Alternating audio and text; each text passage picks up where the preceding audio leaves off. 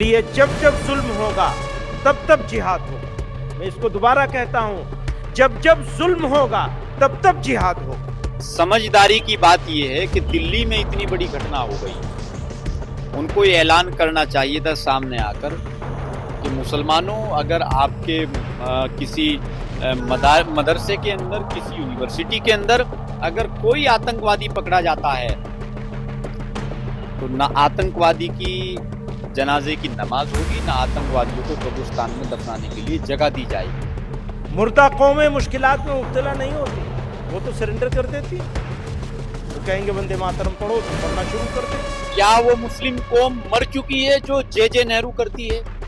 क्या वो मुस्लिम कौमें मर चुकी है जो जे अखिलेश करती है, जे राहुल करती है? राहुल जी की जे, अखिलेश जी की जे, नेहरू जी की जे, सोनिया जी की जे, जो रात दिन समाजवादी और विपक्षी पार्टियों के लिए दरी बिछाती है, क्या वो कौमें मर चुकी हैं? फैसले के बाद ये तासुर आम हो रहा है कि अदालतें हुकूमतों के दबाव में काम करती हैं। उसी सुप्रीम कोर्ट ने, जिस सुप्रीम कोर्ट पर उन्होंने सवाल खड़ा किया है, उसी सुप्रीम कोर्ट ने कुछ दिन पहले जब वक्फ बिल के कुछ बिंदुओं पर रोक लगाई तो उन्हीं ने अपना बयान जारी करके कहा था कि आज इंसाफ मिला है, न्याय की जीत हुई है। आज उसी सुप्रीम कोर्ट पर सवाल खड़ा हो गया। महमूद मदनी साहब का एक बयान सामने आया, उन्होंने कहा है कि जब तक मुसलमानों पर जुर्म होगा तब तक जिहाद होगा। इस पर बात करने के लिए जमीयत हिमायतुल इस्लाम के राष्ट्रीय अध्यक्ष हमारे साथ हैं, कारी अबरार साहब। किस तरह से इस बयान को देखते हैं, उनसे जानने की कोशिश करते हैं। सर, एक महमूद मदनी साहब का एक बयान सामने आया, आपने जरूर सुना होगा, आजकल विवादों में भी है, तो आप किस तरह देखते हैं उनके बयान? देखिए, ये बयान बिल्कुल एकदम ऊट पटांग सा बयान है, क्योंकि जिहाद के माना जद्दोजहद करना, बुराई को रोकना। अगर ये जिहाद खुद मुसलमानों की बुराइयों के खिलाफ होता तो कितना अच्छा होता। अगर ये जिहाद मुसलमानों में जो आतंकवादियों को संरक्षण दे रहे हैं, अगर उनके खिलाफ होता तो कितना अच्छा होता। अगर यही जिहाद जो लोग मुस्लिम समाज के अंदर, मुस्लिम समाज के युवा, मुस्लिम समाज के नौजवान इसमें की तस्करी कर रहे हैं, ड्रग्स की तस्करी कर रहे हैं, अगर ये जिहाद उनके खिलाफ होगा तो कितना अच्छा होगा। अगर ये जिहाद देश के खिलाफ साजिश रचने वाले लोगों के खिलाफ होगा तो कितना अच्छा होगा। लेकिन नहीं, वो लोग तो जिहाद करेंगे उन लोगों के लिए जो लोग इस देश की रक्षा के लिए सफ़े अव्वल में नजर आते हैं, इस देश के हिंदुओं के खिलाफ, इस देश के सनातनियों के खिलाफ। तो मैं मौलाना महमूद मदनी साहब को कहना चाहूँगा कि ये हिंदुस्तान सेकुलर हिंदुस्तान है।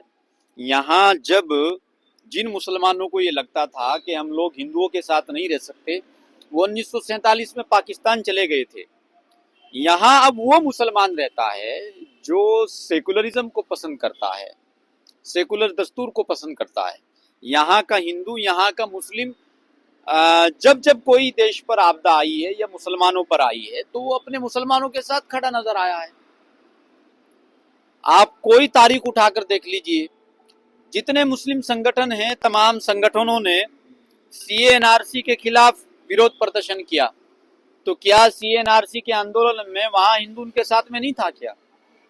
तो मुझे लगता है इस तरह के बयानों से उनको गुरेज करना चाहिए। देश आज तरक्की कर रहा है, हम लोग भारत को 2047 तक विकसित भारत बनाने का सपना देख रहे हैं, तो हम लोगों को भारत के साथ खड़ा होना चाहिए, राष्ट्र के साथ खड़ा होना चाहिए। ये बयान उनका उस वक्त आया जब आपने देखा कि दिल्ली में किस तरह की घटना को अंजाम दिया गया, कई लोगों की मौतें हुई उसमें। अब उसके बाद इस तरह का बयान, क्या आपको नहीं लगता है भड़काऊ बयान है कि मुसलमानों को देखिए, ऐसा है, जो फिल वक्त माहौल चल रहा है, ऐसे माहौल में उनको समझ बूझ से काम लेना चाहिए और समझदारी की बात करनी चाहिए।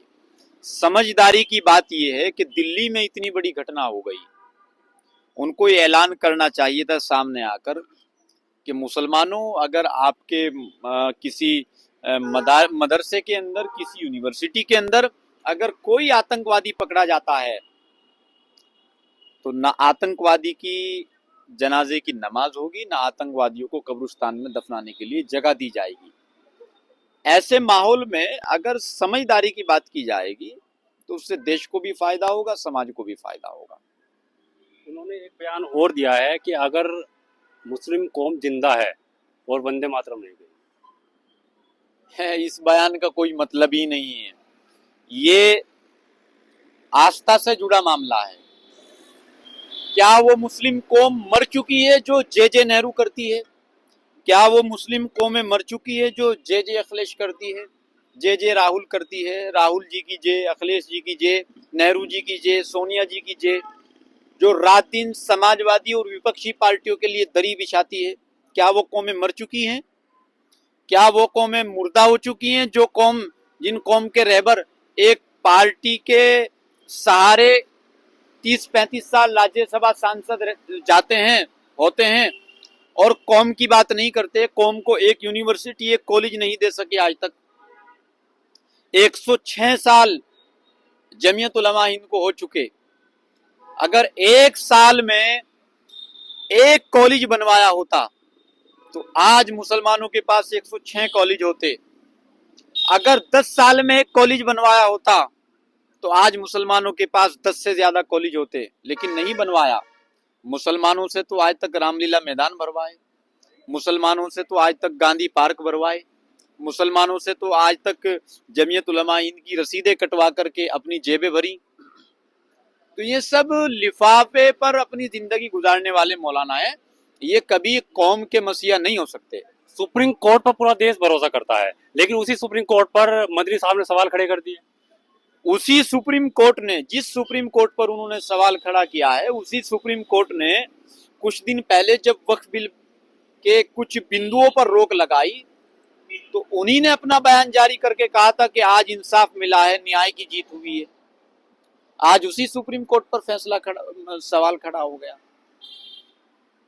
लेकिन आप इस बीच देखते हैं कि इतनी बड़ी घटना होने के बाद मुसलमानों को उकसाने की बात इस तरह से भरे मन से की जाती है, तो कैसे, मतलब आप इस बयान को देखते हैं कि पूरा माहौल तैयार कर दिया गया है? मैंने बता दिया ना, पिछली बार इन्होंने इस तरह के बयानबाजी इनके सामने आई थी तो संभल में दंगा हुआ। कुछ दिन पहले बयानबाजी सामने आई थी तो पहलगाम की घटना हुई, दिल्ली की घटना हुई। तो ऐसे माहौल में इस तरह के बयानों से बिल्कुल परहेज करना। मसूद साहब ने भी भटकावा युवा कह दिया था। अब ये तो आप उन्हीं से पूछिए, मैं उसमें क्या कह सकता हूँ। देखिए, ये तो हमारे साथ जमीयत हिमायतुल इस्लाम के राष्ट्रीय अध्यक्ष कारी अबरार साहब, जिन्होंने साफ तौर पर कह दिया कि जो मदनी साहब है उनको अपने शब्द वापस लेने चाहिए और उनके ऊपर कार्रवाई भी होगी। अगर आप ये खबर फेसबुक पर देख रहे हैं तो वीडियो को लाइक करके पेज को फॉलो करें। इसके अलावा अगर आप इस खबर से यूट्यूब के जरिए जुड़े हैं तो चैनल को सब्सक्राइब करके बेल आइकन दबाना बिल्कुल ना भूलें। नमस्कार।